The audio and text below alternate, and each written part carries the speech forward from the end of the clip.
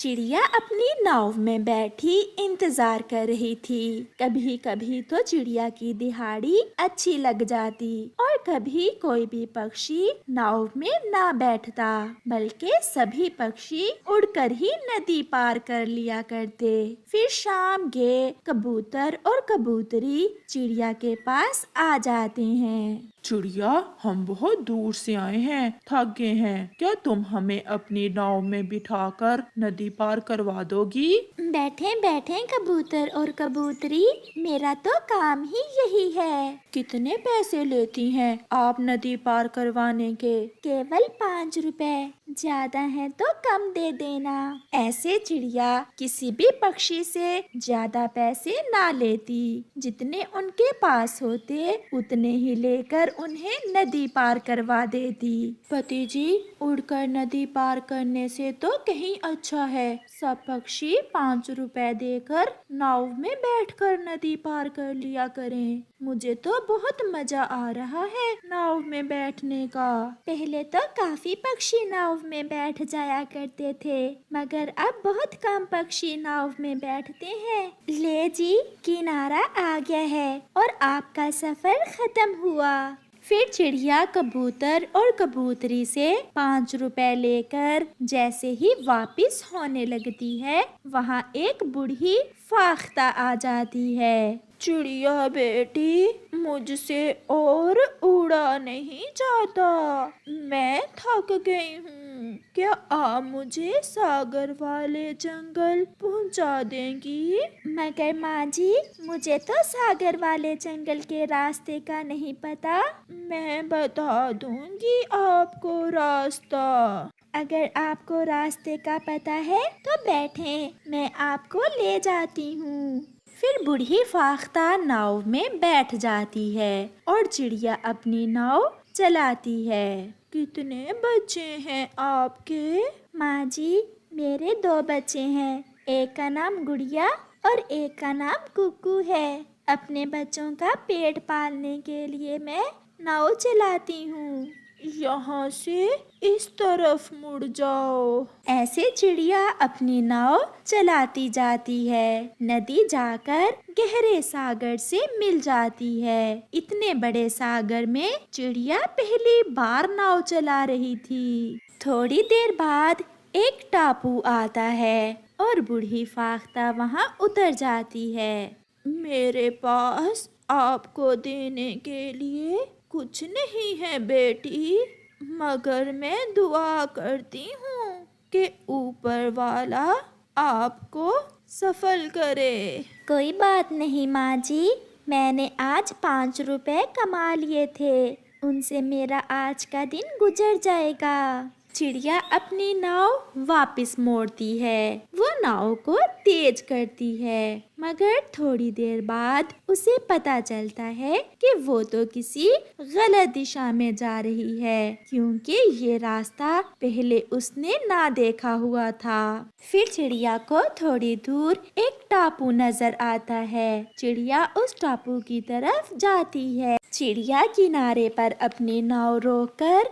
नाव से उतरती है और चिड़िया हैरान हो जाती है। उस टापू पर केलों के पेड़ ही पेड़ थे, जो सोने के केलों से भरे हुए थे। ये कैसा टापू है? यहाँ तो हर पेड़ सोने के केलों से भरा हुआ है। फिर चिड़िया एक पेड़ से कुछ केले तोड़कर अपनी नाव में रख लेती है। मेरे बुरे दिन खत्म हो गए, अब मैं अपने बच्चों को हर खुशी दे सकूंगी। परंतु दूसरे ही लम्हे चिड़िया उदास हो जाती है और उसे याद आता है कि वो तो भूल चुकी है, वो घर वापस कैसे जाएगी। चिड़िया ऐसे उदास बैठी हुई थी कि उसकी नजर आसमान में उड़ते हुए कालू कौवे पर जाती है। अरे, ये तो कालू कौवा है, ये मेरे ही जंगल में रहता है, मैं इसके पीछे पीछे जाती हूँ। और चिड़िया तेजी से आगे बढ़ती है। चिड़िया कौवे का पीछा करती हुई थोड़ी ही देर में उन रास्तों पर आ जाती है जिन्हें वो अच्छी तरह जानती थी। वो फिर से नदी में पहुंच जाती है और अपने जंगल तक पहुंचने में उसे ज्यादा समय नहीं लगता। फिर चिड़िया अपनी नाव एक पेड़ से बांधकर सोने के केले लेकर घर चली जाती है। चिड़िया के बच्चे अपनी माँ के गले लग जाते हैं। मैं अभी खाना बना कर देती हूँ अपने बच्चों को। फिर चिड़िया अपने बच्चों के लिए खाना बनाती है। मम्मा, आज इतना ज्यादा खाना? मम्मा, कल हम क्या खाएंगे? मेरे बच्चों, ऊपर वाले ने हमारी मदद की है। अब हम हर रोज पेट भर के खाना खाया करेंगे। फिर दूसरे दिन चिड़िया अपने सोने के कुछ केले बेचकर ढेर सारा अनाज खरीदती है और बाकी सोने के केलों से गरीब पक्षियों की मदद करती है। फिर चिड़िया अपने बच्चों के साथ खुशी की जिंदगी गुजारती है। चिड़िया का बेटा कुकू नदी से पानी पीकर घर वापस जा रहा था कि उसे रास्ते में बड़ी कोई चीज नजर आती है। कुकू वहाँ रुकता है। अरे, ये तो मोबाइल फोन है। न जाने ये फोन किस पक्षी का गिर गया होगा।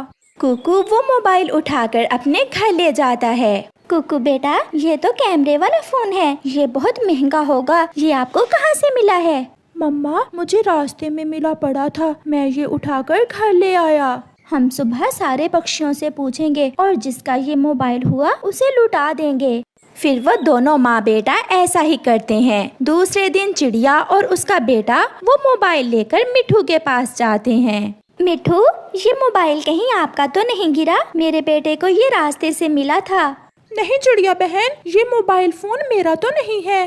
थोड़ी दूर बैठी गोरी कौवी ये सब सुन रही थी। वो झट से वहाँ आती है। चोरनी कहेंगी, ये मोबाइल तो मेरा है, तुमने कहाँ से चुरा लिया? लाओ, ये मुझे दे दो। शर्म करो गोरी, मैं कोई चोर हूँ? ये मोबाइल तो मुझे कल नदी के रास्ते से मिला था। जहाँ से भी मिला ये मेरा है, लाओ ये मुझे दो। फिर चिड़िया वो मोबाइल गोरी कौवी को दे देती है। गोरी बहन, इसमें गुस्सा होने की क्या बात है? रास्ते में मिली चीज तो हर कोई उठा ही लेता है। मेरे पति अभी कल ही मेरे लिए ये कैमरे वाला फोन लाए थे। गोरी वो मोबाइल लेकर वहाँ से चली जाती है। कालू कालू, देखो तो मेरी बचपन की इच्छा पूरी हो गई है आज। इतना महंगा फोन? गोरी, ये कहाँ से मिला है तुम्हें? मुझे नहीं, ये बेवकूफ चिड़िया के बेटे को मिला था। घर घर जाकर पूछ रही थी ये किसका है। मैंने भी मौका देखकर कहा कि ये मेरा ही है। वाह गोरी, बहुत चालाक हो तुम। अब मैं इस मोबाइल से अपनी तस्वीरें बनाया करूँगी और इंटरनेट पर फिल्में भी देखा करूँगी।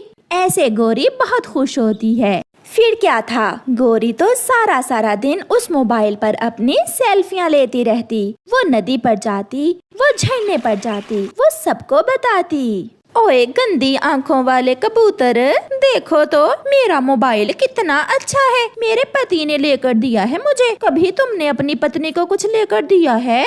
गोरी, लगता तो नहीं कि कालू आवारा नखट्टू तुम्हें ये मोबाइल लेकर दे। जरूर किसी का चोरी किया होगा। ऐसा कहते हुए कबूतर वहाँ से भाग जाता है। रुको रुको, मैं बताती हूँ तुम्हें। मगर कबूतर भाग जाता है। इसी रास्ते से तो मैं आई थी। मेरा मोबाइल जरूर इसी रास्ते में गिरा होगा। बड़ी चील अपना मोबाइल ढूंढती ढूंढती उसी दिशा में आ जाती है। कबूतर को बैठा हुआ देखकर चील कबूतर के पास जाती है। कबूतर कबूतर, इस रास्ते पर कुछ दिन पहले मेरा एक कीमती कैमरे वाला मोबाइल गिर गया था। तुमने देखा तो नहीं कहीं मेरा मोबाइल? तो अब समझ में आई बात, गोरी ने मोबाइल कहाँ से लिया है। चील दी, देखा है, आपका मोबाइल गोरी कौवी के पास है। कहाँ है उसका घर, जरा बताओ तो मुझे। मगर चील दी, उसे ये ना बताना कि मैंने आपको ये सब बताया है, वरना वो मुझसे लड़ेगी। पहले तो मैं तोड़ूंगी उसकी चोंच और फिर लूंगी उससे मोबाइल। गुस्से में बड़ी चील गोरी कौवी के घर की तरफ जाती है। गोरी भी अपने घर के बाहर बैठी वीडियो बना रही थी जब कैमरे में से उसे एक चील अपनी तरफ आती हुई दिखाई देती है। ये चील तो मेरी तरफ ही आ रही है और लग भी बहुत गुस्से में रही है। चील भी वहाँ आ जाती है। मिल गया मेरा मोबाइल, मुझे मिल गया। लाओ कवि, सीधे से मेरा मोबाइल मुझे दे दो। वाह जी वाह, ऐसे कैसे दे दूं? ये तो मेरे पति ने मुझे लेकर दिया है। लगता है तू बिगड़ी हुई कवि है, अच्छे से तुझे समझ नहीं आएगी। फिर चील गोरी कव्वी को पकड़ लेती है और अपने बड़े बड़े पंजों से उसकी खूब पिटाई करती है। छोड़ो मुझे, छोड़ो बड़ी चील, मुझे माफ कर दो। ये मोबाइल तो चिड़िया को रास्ते से मिला था, मैंने झूठ बोलकर उसे ले लिया कि ये मेरा है। अगर पहले ये सच बोल देती तो मार से तो बच जाती, पागल कवि। फिर चील गोरी कव्वी से मोबाइल लेकर चली जाती है। शाम को जब कालू घर आता है तो गोरी के सर में नाखून लगे हुए देखकर गोरी से पूछता है, गोरी, तुम्हें किसने मारा है? कालू जी, मार भी खाई और मोबाइल भी गया। वो मोबाइल तो सालिम चील का गिरा था, वो ले गई अपना मोबाइल और मेरी बचपन की इच्छा फिर से अधूरी रह गई। ऐसा कहते हुए गोरी रो रही थी।